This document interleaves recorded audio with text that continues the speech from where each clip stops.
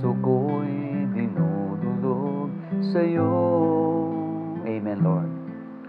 Nagpapakumbaba, nagsusumamo, paging dapatin mo, na ikaw ay mamasdan, makaniika at sa'yo ay pumisan.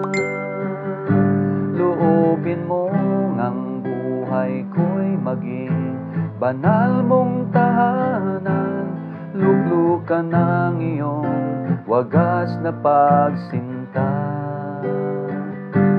Daluyan ng walang hanggang mga papurit pagsamba, maghari ka, O Diyos, ngayon at kailanman. Maghari ka, O Diyos, ngayon at kailanman. Maghari ka, O Diyos, ngayon at kailanman. Amen. Tunay, Panginoon, ito pong aming panalangin na kayo po, O Diyos, ang maghari sa buhay namin ngayon at magpakailanman. Muli, Panginoon, kami po lamang inyong samahan sa oras na ito, Lord, sa amin pong devotion, Panginoon, sa aming pakikinig ng iyong salita, dahil naniniwala kami ng salita mo ay katotohanan at ang katotohanan ay nagpapalaya sa amin. Salamat, Panginoon, purihin ka ngayong umagang ito. We ask your Holy Spirit to enlighten every heart and every mind, so God, and let the wisdom that comes from the Lord ay tunay, Panginoon, na aming maranasan sa oras na ito. Thank you, Father God. We worship you in Jesus' name. Amen and amen. Okay? So, purihin ang ating Panginoon, and welcome na po sa ating Daily Vibrant Word yung umagang ito. Ayan, good morning, Sister Aning. Good morning, Ate Yoni. Ate Lori, good morning. Sa akong magulang, Kuya Noy, mayong aga. Okay, na Sister Ado, good morning dyan sa New Zealand. Ayan. Sister Bing, good morning. Ayan, who else? Okay. Sister Mau, good morning. At of course kay Big Bro, Brother Dennis, good morning. Okay, so without further ado, let's proceed na po sa ating gawain ngayong umagang ito. Ayan, nakalagay dyan sa comment ni Big Brother, ni Kuya Dennis, ay Amen and Amen. At ito pong pag-uusapan natin ngayong umaga, ang salitang Amen. Sabi nga, ang atin pong title ay, nang nag-browse ako ng aking mga old notes, ay nakita ko yung salita na isinulat ko, wag puro amen, gawin. Siguro baka may naisulat ko lang yan somewhere along the line or somewhere along the way. Minsan nagno-note ako. At nakalagay doon ay wag puro amen, gawin. Sabi nga sa Facebook, madalas nakikita natin, ang mag-amen ng 1,000 times may plus 10 sa langit. So, kulang ang ating minsan pagkaunawa sa salitang amen. So mamaya, as we go along, atin pong ma-appreciate lalo ang salitang amen na ito. At madalas, ang amen ay para bang nagiging word of utterance na lang natin. So mamaya, ay mas lalo pa nating i-expound ano ba ang meaning ng amen na ito. Ang sabi po ng Luke 11:28, but he said, yea, rather, blessed are they that hear the word of God and keep it. So wag puro amen, gawin. Amen. Ano? So baka hindi na rin kayo mag-amen. So sabi niya, at sinabi ni Jesus, mas mapalad silang nakikinig ng aking mga salita at ginagawa ito. So pag sinabi nating amen, we agree, it was certain, it was true, it shall come to pass. Yun pong ibig sabihin ng amen. Ikaw ay sumasang-ayon doon sa kanyang sinasabi. So number 1, ang amen ay doing. Ang amen ay gumagawa. Hindi lang siya basta word of utterances, but the word amen ay gumagawa siya.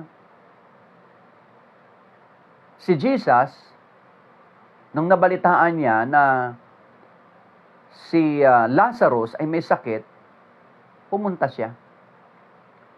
Nang nakarating sa kanyang balita na your friend Lazarus is sick. Although na he stayed for more 2 days, pero hindi niya sinabi na amen. Diba? Hindi niya sinabi na ay amen, may sakit nga. O kapag may binabalita sa kanya ay nag-i-amen lang siya. But ginagawa niya yung kanyang pagsang-ayon. Ang kanyang pagsang-ayon ay hinahakbangan niya. Basahin po natin. Sabi po sa John 11, beginning verse 7.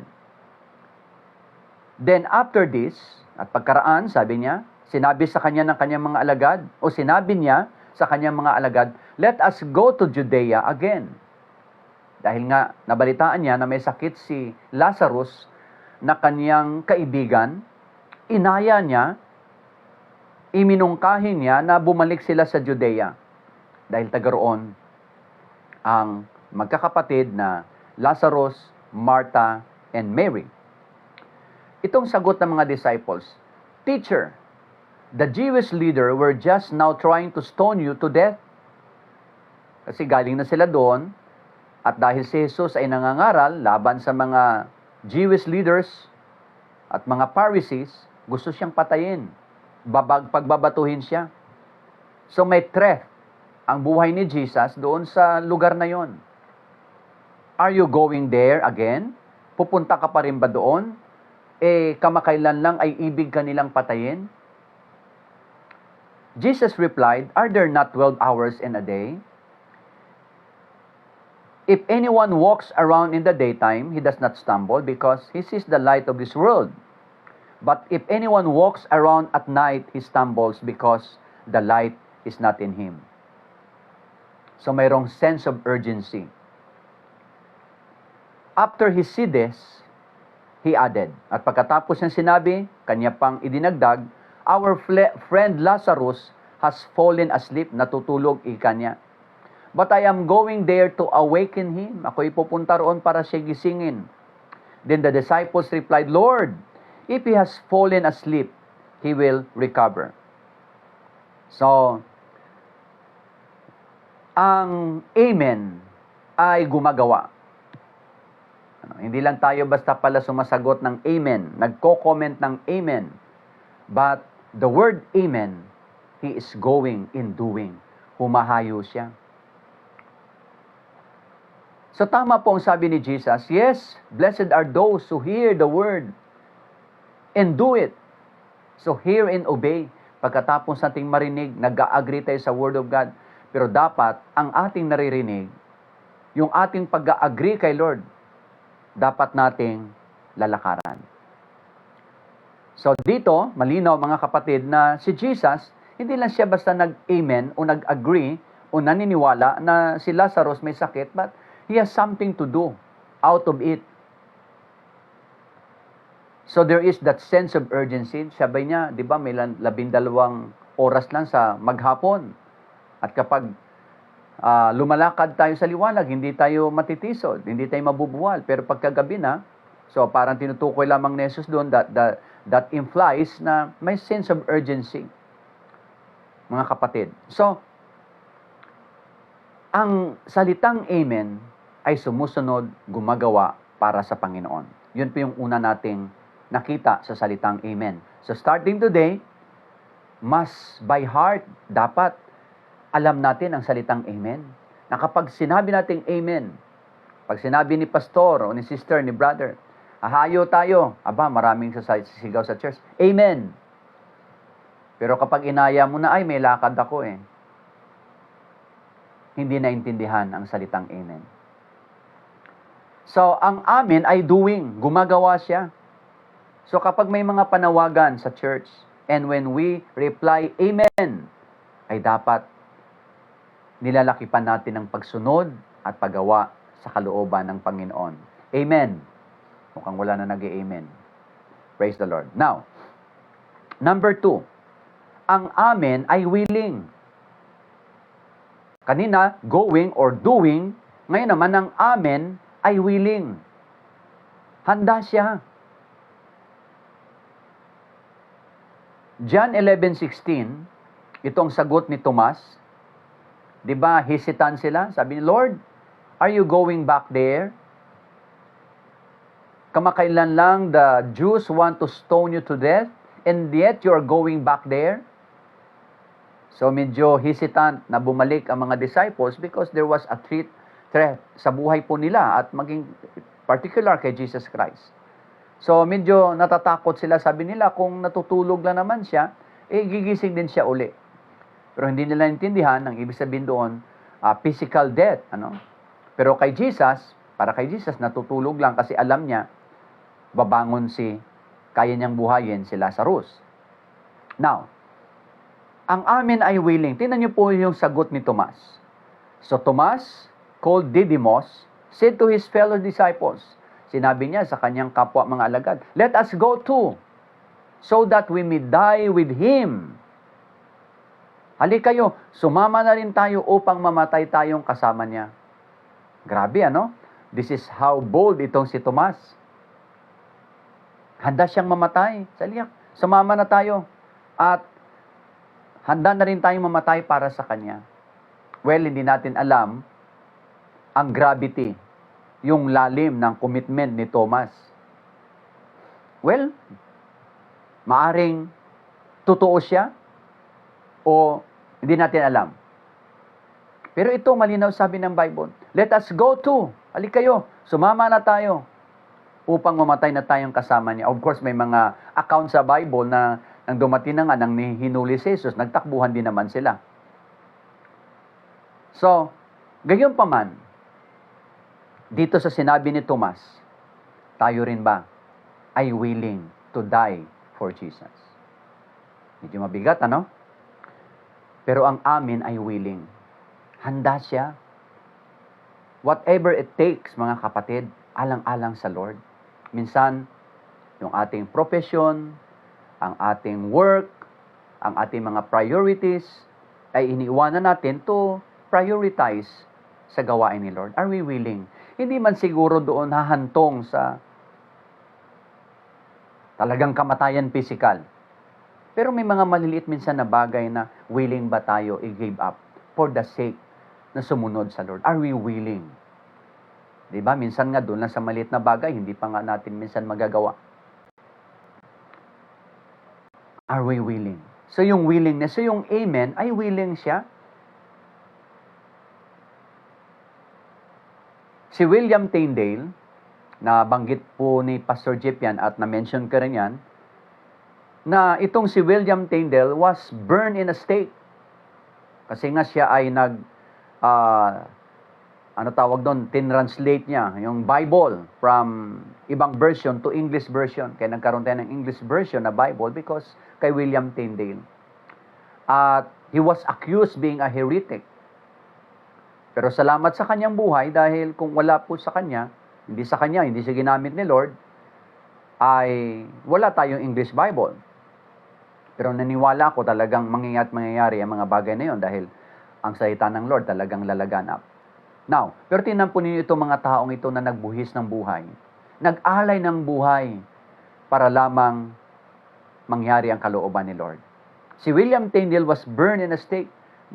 Siya po ay sinunog, nilagay sa isang poste, naglagay ng maraming kahoy sa ibaba, at sinisindihan at unti-unting lalaki ang apoy, at siya'y masusunog at mamamatay.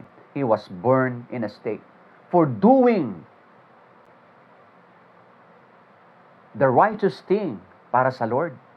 At alam ba ninyo, na habang siya ay unti-unti nang mamamatay at malapit nang mamatay, nanalangin po siya. At anong kanyang panalangin? Open the eyes of the king. Buksan mo ang mata ng hari. At may mga iba pang mga account sa history ng mga early Christians that while they are being hung on those poles, sa mga pool na yon, yung mga kahoy na yon, yung stake, habang sinusunog sila, kumakanta sila para sa Panginoon. they are willing to die for the sake of God. For the sake of their faith. Alang-alang sa kanilang paniniwala at pananampalataya. Open the eyes of the king. At hindi bago yan. Sa Old Testament, isang pinakamagandang halimbawa ay si Queen Esther. Alam natin na si Queen Esther ay nasa Babylon. Dinala siya doon ng kanyang tiyuhin. At doon sa lugar na yon ay napili siya, to cut that long story short, nagkaroon po ng panukala na lahat ng mga Jews ay papatayin. At may pirma na, kumbaga, i-execute na lang to annihilate all the Jews. Hanggang ngayon naman, ganun ang plano ng demonyo na talagang ubusin ang mga Jews. Sa panahon ni Hitler, yung Nazi, pinagpapatay sila. Kaya nagkalat ang mga Jews sa buong mundo dahil nagsitaka sila. At maging sa panahon natin, kinupkop natin ang mga Jews. Sa panahon ni Quezon. Kaya nga, pagpupunta tayo sa Israel, hindi natin kailangan ng visa. Diba? Kasi nga, ganoon ang turing nila sa ating kaibigan. So, nangalat sila at unti-unti na silang umuwi. So, noon pa man may mga persecution na sa kanila. At itong si Esther, dahil nabalitaan po, nagkaroon ng leak na papatayin sila, na ibalita sa kanya. Anong ginawa ni Queen Esther, na siya na ngayon ay reyna na doon sa lugar na yon? Sabi niya, pupunta ako sa harapan ng hari. Makikiusap ako sa kanya. At alam ba niyo, during their time, kapag ikaw ay pumunta sa hari na hindi ka pinatawag, pwede kang patayin. But sabi po ng Bible, nag-ayuno sila. Tumawag ng pag-aayuno ang buong bayan ng Israel. At anong sabi ni Esther? Mag-ayuno po tayo. And afterwards, sabi niya, go assemble all the Jews who are found in Susa and fast in my behalf. Don't eat and don't drink for 3 days. Esther chapter 4 verse 16. Night and day, my female attendants and I will also fast in the same way. Mag-aayuno rin po kami ng aking mga aliping babae. Afterward, pagkaraan, ika niya, I will go to the king, even though it violates the law. So, it is a violation sa batas po nila na pupunta sa hari without prior appointment o parang ganyan. Isa po itong violation sa law. Pero tingnan niyo po sabi ni Esther, if I perish, I perish. Wow, very bold, very courageous. Handa siyang mamatay para sa kanyang bayan. Alang-alang sa kanilang pananampalataya sa iisang Diyos. Sa Diyos ng mga Hebrew. The God of Abraham, the God of Isaac, and the God of Jacob, who is also our God, the Creator of all things. So are we willing? So ang amen ay willing. Amen. So lalo natin naintindihan ngayon ang salitang amen. May isang nakakatawang kwento, di po ba, na ikakwento na yan na maraming mga pastors na isang araw daw ay habang nagkakatipon ang maraming mga parishioners, naghihintay sila. Di ba si Papa lumalabas doon sa bintana ng Rome? So naghihintay sila na lumabas, hindi lumabas si Papa. Yung pala, sa araw na yon may sakit na maluba yung Papa. At lumabas yung assistant lamang doon sa bintana at sumigaw siya. May sakit si Papa kaya hindi pwede makapagmisa o makapagkandak ng kanilang gawain. So kailangan po ni Papa ng bagong puso para mapalitan ng kanyang puso dahil may sakit na siya at marahil problema niya puso. So, nanawagan po siya, sino ba maari o nais nagbagbigay ng puso kay Papa? Tahimik ang lahat. Walang ibig magbolunter na magbigay ng kanilang puso kay Papa. Pero sa kalagitnaan ng pananahimik, mayroong isang bata na sumigaw, ako ang magbibigay ng aking puso kay Papa. Aba, nung mayroon na pong willing na magbigay. Lahat gusto na magbigay. So hindi na po alam ngayon kung sino gusto magbigay o sino pwedeng magbigay. Kasi lahat gusto na magbigay.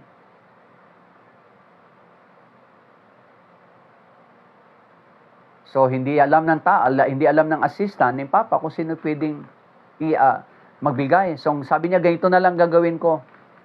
Kumuha siya ng balahibo ng kalapate. At ang sabi niya, mula sa bintana dito sa itaas, ilalaglag ko ang balahibo ng kalapate. At kapag saan bumagsak ang balahibo ng kalapate, siya ang magbibigay ng puso kay Papa. Ito na, nilaglag na mula doon sa bintana. At unti-unting bumababa ang balahibo. Na-imagine nyo? At habang bumababa, dahan-dahan ang balahibo ng kalapate, kumakanta sila, ibigay ang puso kay Papa. Unti-unti na bumababa. Pero habang bumababa, hinihipan na nila pataas ang balahibo. Hinihipan nila, ginawa nila ng volleyball. Walang ibig bagsakan ng balahibo ng kalapate. Dahil kapag bumagsak sa kanya, siyang magbibigay ng kanyang puso kay Papa. Isang kwento lamang po yan. Pero yun po yung truth. No? Mga kapatid na maraming willing, pero pag nandyan na, umatras naman. Pero dapat gayon ang mga mananampalataya ni Jesus. Amen. Tulad ni Queen Esther, if I perish, I perish. Amen. So kapatid, sa maliliit ba na mga bagay, are we willing to go? Are we willing to do? Yung mga bagay sa buhay natin, handa ba natin ibigay sa Panginoon? Yung mga nagwi-withhold sa atin, kaya ba nating isubmit at isuko kay Lord?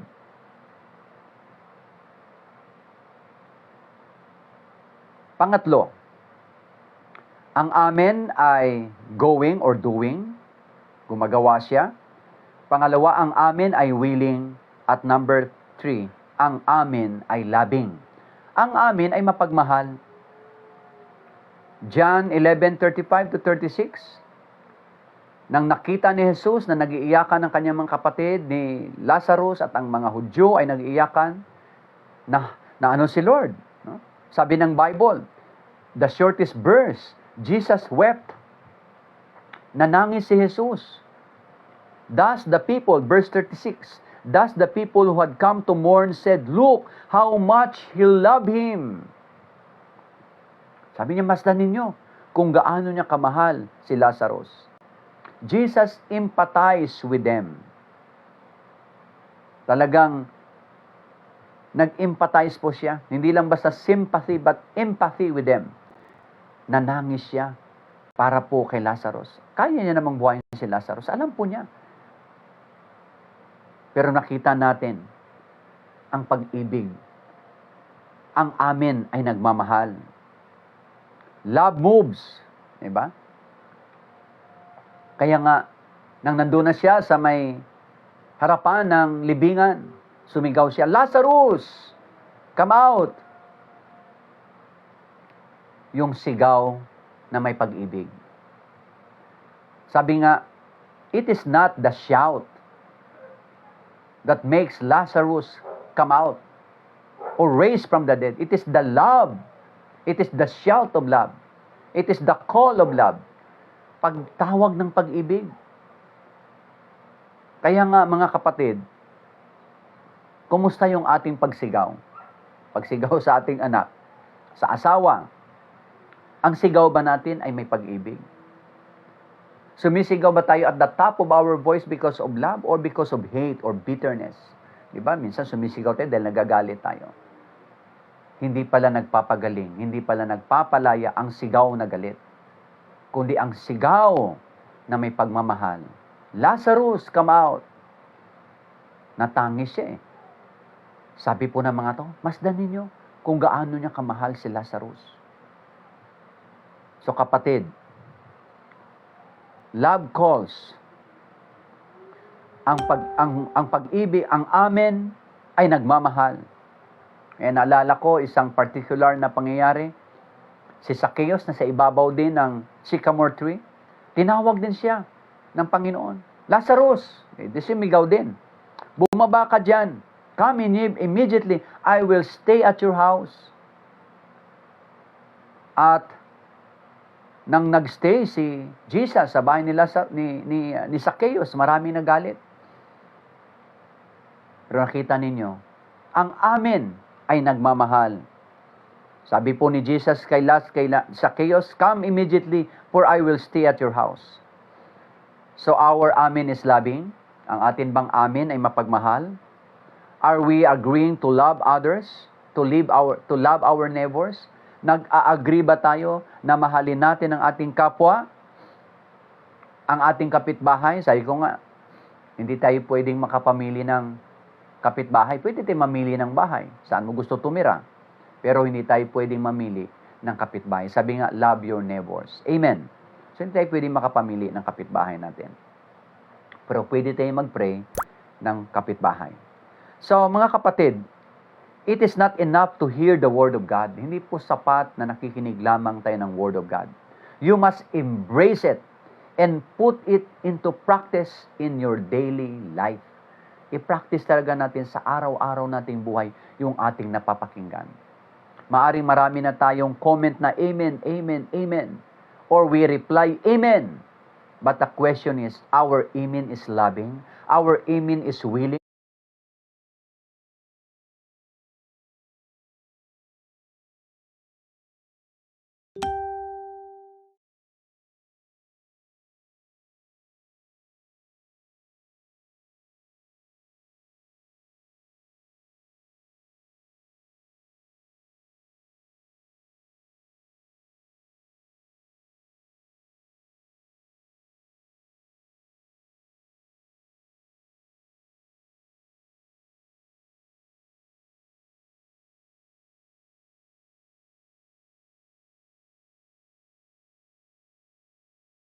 Our amen is going or doing? Gumagawa ba ang ating amen? Willing ba ang ating amen? Mapagmahal ba ang ating amen?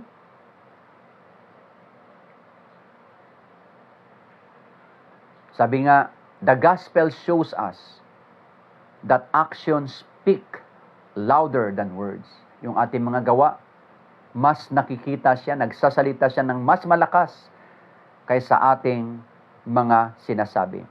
So mga kapatid, alam ba ninyo na ang pangalang Amen ay pangalan ni Jesus? Sabi ng Revelation chapter 3 verse 14, to the angel of the church in Laodicea, write the following. Pakinggan ninyo mabuti. To the angel of the church in Laodicea, write the following. Revelation chapter 3 verse 14. This is the solemn pronouncement of the Amen. So tinawag si Jesus na Amen. The faithful and true witness, the originator of God's creation. So si Jesus pala, Jesus is the Amen of God. Kaya kapag nagsalita tayo ng Amen, si Jesus yun. And it was certain, verily, very sure. So, si Jesus, Amen is not simply a word of utterances or utterance. It is the thing that matters, God in the flesh. Si Jesus na nagkatawang tao. At tayo ngayon na kinakasihan ni Jesus, yung Amen na yun, nasa buhay natin. Kasi si Jesus nga ay yung Amen eh. He is the Amen of God. Kaya nga pag nagpipray tayo, in Jesus' name, Amen. Nag-agree tayo. And we agree to God, to the Father, through Jesus' name. That's how powerful the word Amen. God in the flesh. So it is not simply a word of utterance. It is a thing that matters. God in the flesh. Ibig sabihin, ikaw na ngayon, tayo ngayon na mga mananampalataya na pinapanahanan ni Jesus, yung Amen na yon dapat gumagawa. Amen mga kapatid. Naintindihan natin. So ang Amen na to, dapat gumagawa siya. It is not simply a word. It is a word in the flesh. Tayo po yun. So ang amin natin dapat gumagawa. Ang amin dapat natin willing. Ang amin dapat natin ay loving. Praise the Lord. So nawa mga kapatid, ngayong umagang ito ay wag lang puro si amen. Asay ang title nga natin ay Amen at Gawin. Ang amen at gawin. In other words, yung amen na yon na mayroon tayo, gumagawa siya. Willing siya, nagmamahal siya. Katulad ng ating Panginoong Hesus. Hindi lang sinabi ni Tomas na, sabi ni Hesus, halik kayo, bumalik tayo sa Judea. Hindi lang sinabi ni Tomas na, Amen. Hindi lang ganun eh. Anong sabi niya? Let us go to, so that we may die with Him. Nga kapatid, dalangin ko na as Christians, maging responsible tayo, maging accountable tayo. Gamitin natin ang ating buhay para kay Lord. Yung amin na ito na nasa sa atin ay dapat nagmamanifest sa mga pagsunod, pagmamahal sa kapwa, at paglilingkod sa Panginoon. Alam po ninyo, nararamdaman ko ngayon yung mga kapatid, talagang nakikita mo yung kasipagan, paglilingkod kay Lord. Minsan nakikita-kita na lang kami, galing sila sa lighthouse, nakita-kita kami sa court, galing sa mga gawain kami, galing din kami sa Greenwoods. May mga gawain. Even though, minsan, hindi ko na nga ma-oversee, hindi ko na ma-monitor, but they're doing, gumagawa lahat. So, salamat sa Panginoon. Yan ay mga inaani na po natin dahil naturuan, nakapakinig ng salita ng Lord. At ito na yon, yung amen na mayroon sila noon. Diba dati pa amen-amen lang naman. Amen, amen. Pero yung amen pala, gumagawa yan. Ang amen pala, willing yan. Ang amen pala, mapagmahal yan. At kapag nagmamahal tayo, we are willing. Kapag nagmamahal pala tayo, we are doing. Sabi ng mga tao, see how much He loved him. See, masdan ninyo kung gaano niya kamahal si Lazarus. Kapatid, kapag tingnan ba tayo ng ating kapwa? Kapag tiningnan nila tayo, nakikitaan kaya tayo ng ganong ding pag-ibig sa kapwa natin? Obvious ba? Nakikita ba talaga nila? Nadadama ba talaga nila ang pagmamahal sa buhay natin? Sa ating anak, sa ating mga asawa, sa ating ka-churchmate, nararamdaman ba nila ang ating pagmamahal? Huwag lang puro amen. Gawin po natin. Again, the word amen is not simply a word of utterance. It is a word that matters. It is God in the flesh. Ikaw yon. Ang Diyos ay suma sa atin at ang Diyos na yan ay gagawa na ginagamit niya ang buhay po natin. So you are the amen of God. Amen. Ikaw na ngayon ay amen din. Kasi si Kristo ay nasa iyo. Ang kanyang espiritu ay nasa sayo. So ang amen na yun hindi lang basta salita. Yan ay gumagawa. Amen. So dalangin ko, on a serious note, dalangin ko, mga kapatid, katulad ni Jesus, na obvious, kitang-kita sa kanyang pagmamahal. Dalangin ko ganun din po sa atin. Makita talaga nila ang pagmamahal natin sa ating pamilya, sa ating mga anak, sa mga apo, sa ating ka-churchmate, sa ating kapwa. Makita ang pagmamahal na yan. Kasi yun ang pinakamagandang ebidensya. The greatest mark of a Christianity is the love and the willingness and doing for the sake of the kingdom of God. Dalangin ko ngayong umagang ito ay somehow this word of God minsan pa nag-enlighten po sa atin. Tayo po'y manalangin. Nagpapasalamat kami, Panginoon, sa salita mo na amin napakinggan. That Jesus was called the Amen of God. Salamat dahil sa pamamagitan ng iyong salita ngayong umagang ito, mas lalo naming nakita ang kabungan ng salitang Amen at ang kaniyang katangian. Salamat po, Panginoon. At starting today, mas ma-appreciate namin ang salitang Amen. Na kapag binitawan namin ito, Panginoon, may kapangyarihan na. Mas may conviction na. Mas may karunungan na. Salamat po, Panginoon. Purihin ka ngayong umagang ito. Dahil ang Amen ay nakatira sa amin. At ang Amen na ito ay gagawa. Hahayo. Susunod. Willing to take up His cross, their cross, and willing to love, especially God and others. Salamat po, Panginoon. We just want to give you all the glory, the praises and honor. In Jesus' name, amen and amen. Praise the Lord.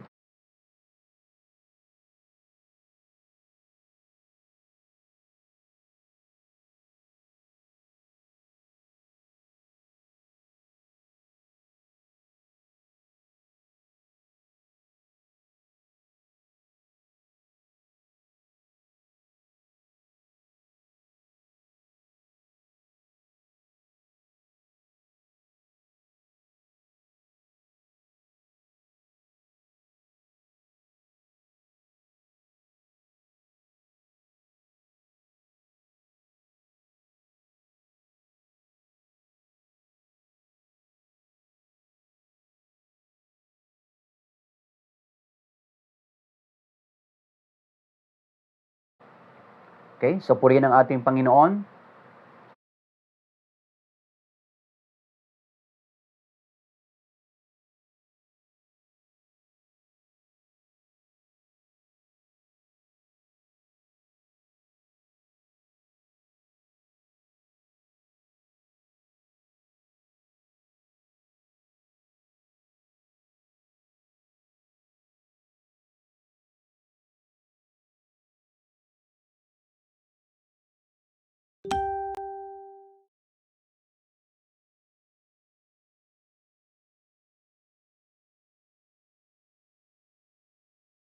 Marami pong salamat sa bawat isa. At mayroon lang po akong request, maiksing request lang, na kung pwede i-like ba yon, Pastoraan? I-like natin ang page ng JBC at mag-follow tayo. No? Sa kakakilala po ninyo, pwede nyong i-follow, pwede nyong i-like. In-encourage lang ako kagabi na ni na Pastor Raul, ni na Sister Beth, at ng ilang pa mga kapatiran. Sabi niya, kasi Pastor, pwede na monetize, although hindi naman yun ang intention natin. Pero kung makatulong naman sa atin, why not? So, kasi ang ating followers, parang nasa 900 plus pa lang eh. So, dapat daw dumami. Hindi naman yun ang ating hindi naman yung ating hadikain. Pero kung yun naman ay makakatulong sa atin, di praise the Lord, no? Ang iba nga dyan. At of course, kapag pinalo natin, kapag sinishare natin, mas marami makapakikinig, marami po ang mapagpala, at marami din naman ang maaabot. So, there's nothing wrong about that. At kung mayroon naman yan ay i-bless tayo ni Lord through that, di okay din naman yon. Wala namang problema doon. So, please, i-like natin o i-follow natin. In fact, may mga nakita akong nagpa-follow na hindi ko nakilala eh. May nakalagay doon, sige ganito, follow you, ganyan-ganyan. So, of course, pina-follow lang nila tayo, pero later on, kapag nakikinig sila, maging follower sila ni Christ. Amen? Maging follower sila ng ating Panginoon. So, kindly encourage yung mga kakilala ninyo, yung mga nakikinig, na i-follow nila ang page ng Daily Vibrant Word. Hindi ko alam kung ano ba ipa-follow dyan. Siguro explain na lang. Kung alam nyo, maaring alam nyo yan. So, si Pastor dyan siguro kapag siya ang nag-talk, i-discuss niya sa inyo. Explain niya sa inyo ng mas detalyado ang ganong bagay. Okay? So with that, nais lamang po natin batiin ang mga nagbe-birthday. Ayun, si Baby Jerome, na 16 years old na pero baby pa rin. Happy birthday. Salamat sa buhay mo at marami ka mga kaibigan mong dinadala sa church. Patuloy mong invite pa mga kaibigan mo. At tunay na pagpapala po yan na dadalhin mo sila doon sa gawain ng ating Panginoon. So God bless you. Hindi ko alam kung nanonood ka, wala yatang pasok ang DASMA, walang klase ang PCO dahil mahamog, yung may smog. So ingat po tayo, mga taga-gentry at mga kalapit barangay dahil medyo ang ating mga kapatiran sa Batangas, kina Pastor Eric, malapit sila doon sa bulkan. At si Jerwin, happy birthday din kay Kuya Jerwin. Brother Jerwin, God bless you at patuloy ka rin pagpalain ng ating Panginoon. Tapos, sino pa ba? Si Sister Maribel sa Guimaras. Belated happy birthday, Ate Bel. Patuloy ka rin na pagpalain ng ating Panginoon. Okay? So, I think wala na po tayong wala na tayong babatiin. So, muli ito po ang inyong pastor. Pastor Precious Gabrido, ang inyong amigo na nagsasabi, lagi nating unahin ang Panginoon. May the blessing of God the Father and the fellowship and the love of Jesus and the grace of Jesus and the fellowship of the Holy Spirit will be with us today and always. In Jesus' name. Amen and amen. So see you next time. Shalom everyone. God bless.